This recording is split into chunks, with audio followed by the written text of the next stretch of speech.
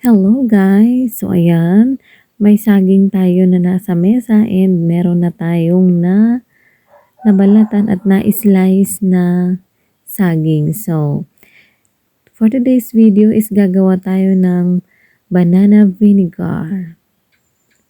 So ayan po, pili lang tayo ng mga hinog na saging, kahit anong variety ng saging po.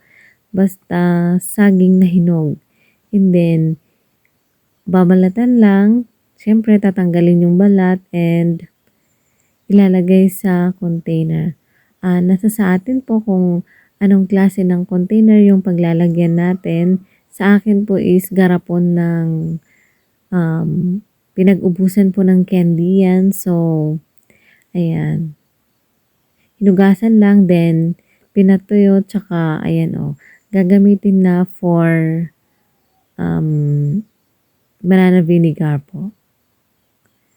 So, ayan po, para hindi masayang yung aming saging dyan, kasi hindi naman po nabebenta yung saging na ganyan dito sa amin. Pero, nung nasa Bulacan ako is, mahal po ang saging na yan. Grabe, diba? Ang tawag po dyan sa amin is Mindanao. Ewan ko po kung galing Mindanao talaga yan. Basta Mindanao po yung saging. Tawag namin dyan sa saging.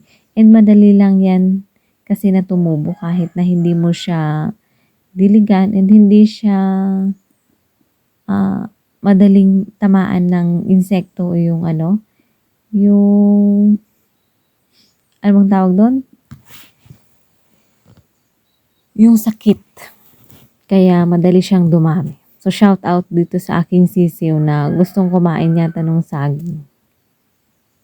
Nasa labas lang po kasi ako kaya ayan po. So ayan. Pinipili ko yung maganda and yung is tinanggal ko. Bibigay ko sana doon sa manok kaso natatakot sa akin yung medyo malaki. Yan po yung aking mga alaga. So ayan. Pag puno na is syempre takpan kaso pwede pa yata kaya ayan. Diba guys? Kailangan punuin talaga. Ayan, nagdagdag pa si Inday. Sige, takpan mo na para Naku, hindi yata nagkasya. Naku, oo nga, nagdagdag pa talaga si Inday. Bababa po kasi yan pag mga isang gabi lang is bababa yung saging kasi magko-compress siya. Kaya bababa din lang naman. So, ayan, nilagyan natin ng date. So, eto po siya, pagkalipas lang ng isang araw, 4:13 and ayan, bumaba nga siya. Bababa siya ng bababa hanggang sa juice na lang yung nakikita mo doon. So, ayan yung juice niya is umaano na siya sa baba. After 1 week, may free na tayo na wine. Suka po. Bye-bye!